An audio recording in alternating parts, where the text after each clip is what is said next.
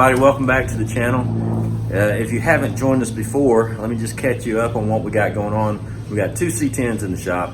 We have a blue and white one that we've kind of pushed aside for now. We're going to work on the one behind me, which is going black. This one came in with a really poor paint job on it. We didn't know what was going on underneath it, so we went ahead and stripped it to bare metal and make sure that we take care of everything from the bottom up. What we want is a paint job that's going to look good and last a long time. So far on the bed, we've stripped it to bare metal. We primed it with epoxy primer. We put a black epoxy on there. And then we fixed all the big dents we could find. And we primed it with the high build epoxy, this gray that you see. So from here, we're gonna sand this. We're gonna block it as straight as we can and see what we can find as far as dents and dings and things like that we might have missed the first time. Any waves. We're gonna try to just get it super straight so we can prime it hopefully one more time. I doubt it, but hopefully one more time. And from there, we'll prep it to paint. So hang out with us. We'll see what happens, and hope you guys enjoy it. I'm gonna try to explain you a couple things. Some of you guys may know how to do this and what's going on, so if you know what's happening, if you see something I'm doing wrong, keep it to yourself.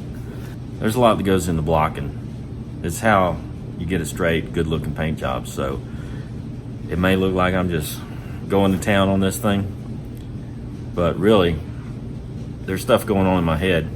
So there's some points of concentration. There's some things I'm thinking about. So I'm watching what's going on visually. I guess I'll just try to explain it.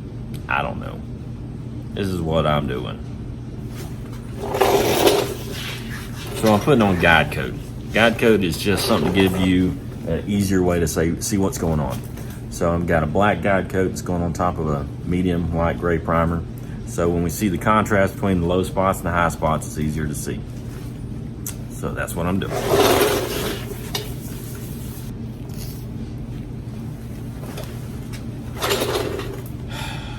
So I just applied guide coat. The worst thing about guide coat is it gets everywhere. So here is a block I made from a piece of PVC pipe to give me that convex curve. Works really good for this area in here. The more surface area you can make contact with, the better off you are. So if you got a straight stick in there,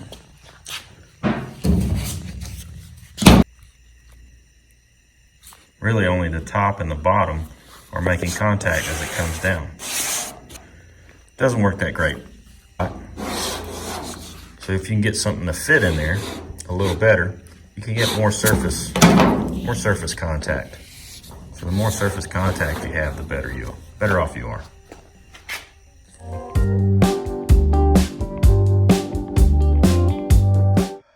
Yardsticks or 5-gallon bucket paint paddles, they work pretty good. You can cut them to whatever length you want. One thing I like to do is I will round this top edge.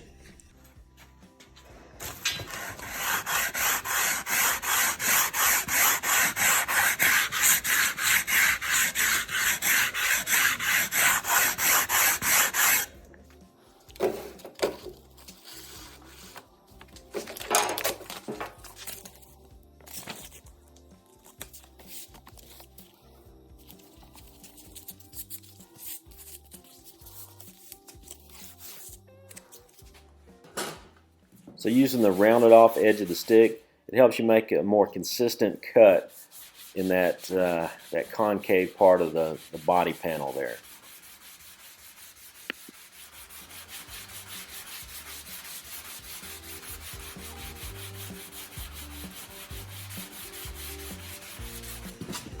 So all these different spots, the dark spots, that's where it's choppy for whatever reason. Could be in the middle, could be in the filler, if there's filler there.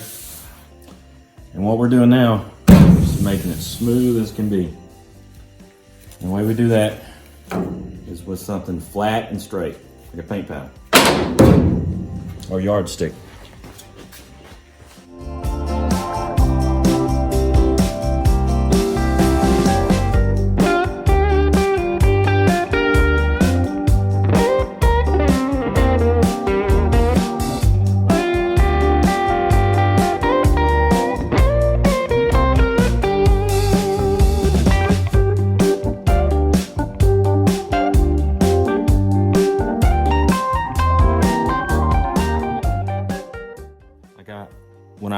epoxy this, I put a black epoxy down. And then I've got a medium gray primer on top of that. What that does is give me contrast and layers so I can tell where I'm at when I'm sanding. So if you look at this one, see that black starting to show through right there? That's my epoxy starting to show through. So I know where I'm at as far as sanding. So I don't have much to go bare metal. So I probably don't want to sand too much further. There's still a low spot right here. I don't know if you can see that kind of shiny or dark spot. So I go as far as I can. And I start to get to where I know I'm going to see bare metal here shortly. That's about as far as I should go. That means this spot's low and it's got to be filled in either with more primer or with filler. So most likely we'll put a real thin coat of filler there, block it down, and level it out. So all we got to do is repeat that process over this whole truck. Yeah, hang out, it's gonna be fun. So for you guys that haven't done a lot of this, let me show you how to properly influence your block. Let me put a little guide coat on this. That way we can see what we're doing.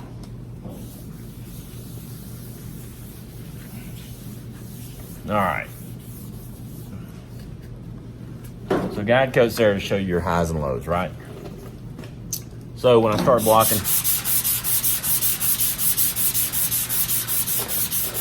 I'll start seeing the darker spots show up.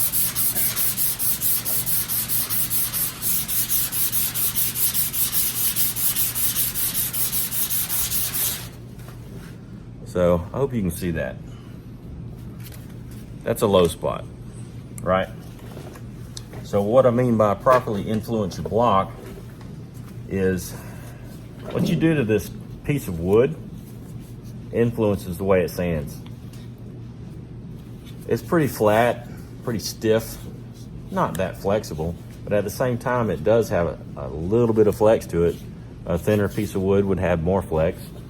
But anyway, when you start trying to get rid of that, trying to get rid of the high spots and take it all the way down to the low spots, you want to apply pressure to both sides of that dent. That way it's sanding more in these areas than it is in the middle. So if I'm doing this with my hands on both sides of that dent, I'm putting more pressure on each side. Now, this is stiff enough that it might straighten it out pretty good if I hold it in the middle. But if it flexes some, and I'm in the middle of that, I'm gonna round out that dent. It's not gonna get as straight as I want it. So, hands on both sides of the dent. And we'll block as far as we can. So with our hands on both sides of the dent, it's gonna get flatter than if we put pressure in the middle. Pressure in the middle is gonna round it out. Properly influence your block. We're gonna go ahead and block this thing.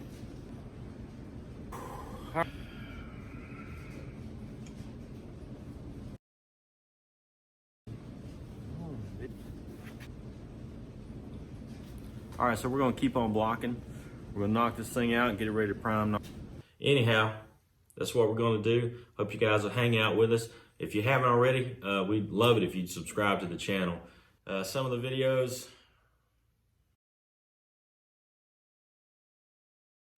Okay, we're done for the day.